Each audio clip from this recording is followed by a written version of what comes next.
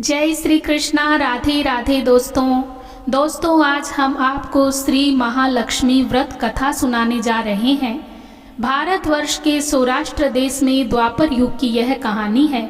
सौराष्ट्र में उस समय भद्रश्रवा नाम के राजा थे। वो बड़े ही पराक्रमी राजा थे। 4 वेद, 6 शास्त्र, 18 पुराणों का उन्हें ज्ञान था। उनकी रानी का नाम सूरत चंद्रिका था। रानी देखने में सुंदर और सुलक्षणा थी तथा पतिव्रता थी। उन दोनों को 7 पुत्र तथा उसके बाद एक कन्या का वरदान मिला। कन्या का नाम श्यामबाला था। एक बार महालक्ष्मी जी के मन में आया कि जाकर उस राजा के राजप्रसाद में रहे। इससे राजा को दुगनी धन दौलत की प्राप्ति होगी और वह इस धन दौलत से अपनी प्रजा को और सुख दे पाएगा। गरीब के घर रहे और उसे धन दौलत प्राप्त हो तो वह स्वार्थी की तरह केवल अपने ऊपर ही खर्च करेगा। यह सोचकर श्री महालक्ष्मी जी ने बूढ़ी ब्राह्मण स्त्री का रूप धारण किया। हाथ में लाठी लिए लाठी के सहारे रानी के द्वार तक पहुंची। यद्यपि उन्होंने बूढ़ी औरत का रूप धारण किया था, पर उनके चेहरे पर लक्ष्मी का तेज था। उन्हें देखते ही दासी सामने आई। उसने इनका नाम, धाम, काम, कर्म पूछ डाला। वृद्ध ब्राह्मण स्त्री का रूप धारित माता लक्ष्मी ने कहा, बालिके, मेरा नाम कमला है। मेरे पति का नाम भुवनेश्वर है। हम द्वारिका में रहते हैं। तुम्हारी रानी पिछले जन्म में एक वैश्य की पत्नी थी। वह वैश्य गरीब था। दारिद्र्य के कारण हर रोज घर में झगड़े होते थे और उसका पति उसे रोज मारता था। इन बातों से तंग आकर वह घर छोड़कर चली गई तथा जंगल में खाली पेट भटकने लगी। उसकी इस दुर्दशा पर मुझे दया आई। तब मैंने उसे सुख संपत्ति देने वाली श्री महालक्ष्मी की कथा सुनाई। मेरे कहने पर उसने श्री महालक्ष्मी का व्रत किया। श्री महालक्ष्मी प्रसन्न हुई। उसकी गरीबी दूर हुई। उसका घर संसार दौलत संपत्ति से भर गया। बाद में पति पत्नी दोनों परलोक सिधारे। उन्होंने जितने साल महालक्ष्मी का व्रत किया उतने हजारों साल तक उन्हें सुख भोग मिला। इस जन्म में उसका जन्म राजघराने में हुआ है, परंतु वह महालक्ष्मी का व्रत करना भूल गई है। उसे याद दिलाने मैं यहाँ आई हूँ।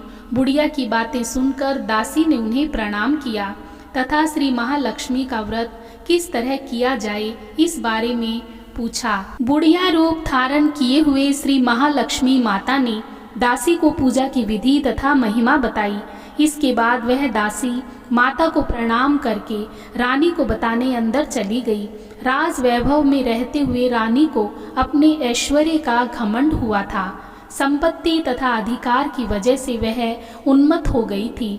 दासी द्वारा बताई गई बुढ़िया की बातें सुनकर वह आग बबूला होकर राजद्वार पर आकर बुढ़िया रूपी श्री महालक्ष्मी पर बरस पड़ी।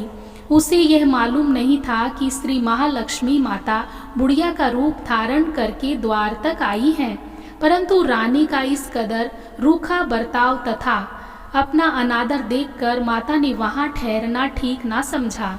वे वहां से चल पड़ी। रास्ते में उन्हें राजकुमारी श्यामबाला मिली। उन्होंने श्यामबाला को सारी बात बताई।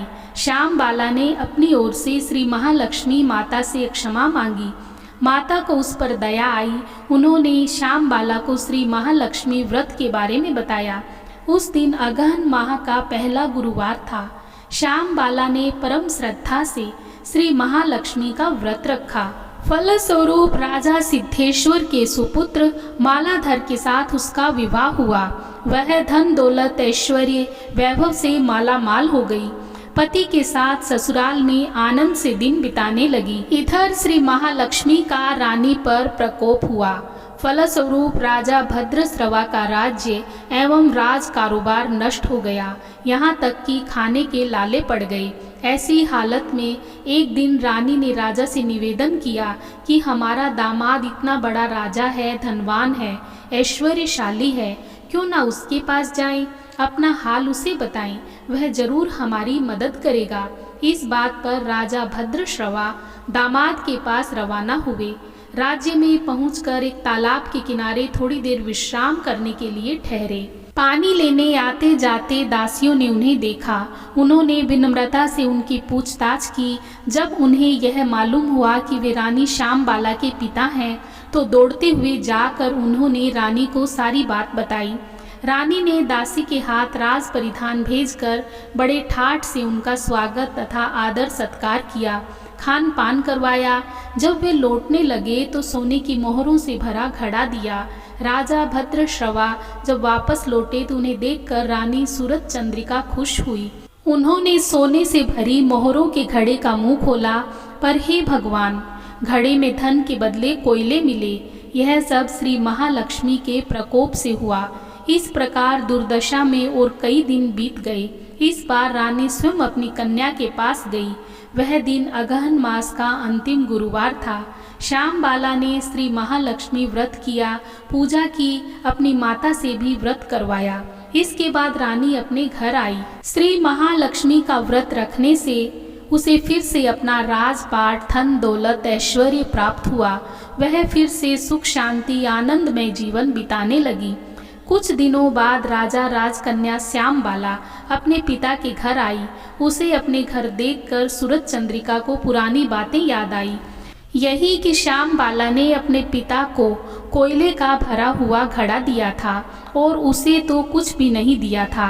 इसी कारण श्यामबाला को पिता के घर आने पर कोई आदर आतिथ्य नहीं हुआ, बल्कि अनादर हुआ। पर उसने इस बात का बुरा नहीं माना। अपने घर लौटते समय उसने पिता के घर से थोड़ा नमक ले लिया। अपने घर लौटने पर उसके पति ने पूछा, अपने मायके से क्या लाई हो? इस पर उसने जवाब दिया, वहाँ का सार लाई हूँ। पति ने पूछा, इसका मतलब क्या हुआ? श्यामबाला ने कहा, धीरज रखें, सब मालूम हो जाएगा। उस दिन श्यामबाला ने सारा भोजन नमक डाले बिना बनाया और परोसा। पति ने खाना चखा। सारा खाना नमक बिना था, इसलिए स्वाद न आया। फिर श्यामबाला ने थाली में नमक डाला, इससे सारा भोजन स्वादिष्ट लगने लगा। तब श्यामबाला ने पति से कहा, यही है वह मायके से लाया हुआ सार। पति को उसकी बात सही लगी। फिर वह दोनों हंसी मजाक करते हुए भोजन करने लगे। कहा गया है कि इस तरह जो कोई भी श्रद्धा भाव से श्री महालक्ष्मी की पूजा करे, उसे माता की कृपा प्राप्त होती है, सुख संपत्ति शांति प्राप्त होती है, सभी मनोकामनाएं पूर्ण होती है। परंतु यह सब प्राप्त होने पर माता की पूजा को भूलना नहीं चाहिए। हर गुरुवार को व्रत पाठ अवश्य करना चाहिए। इस तरह श्री महालक्ष्मी की महिमा भक्तों की मनोकामना पूरी करती है। इसी प्रकार श्री महालक्ष्मी गुरुवार की कथा संपूर्ण होती है। हाँ तो दोस्तों, वीडियो पसंद आया हो तो लाइक और शेयर कर दीजिए। यदि चैनल पर नए हैं तो प्लीज़ मेरे चैनल को सब्सक्राइब कर लीजिए। जय श्री कृष्णा, राधे राधे, धन्यवाद।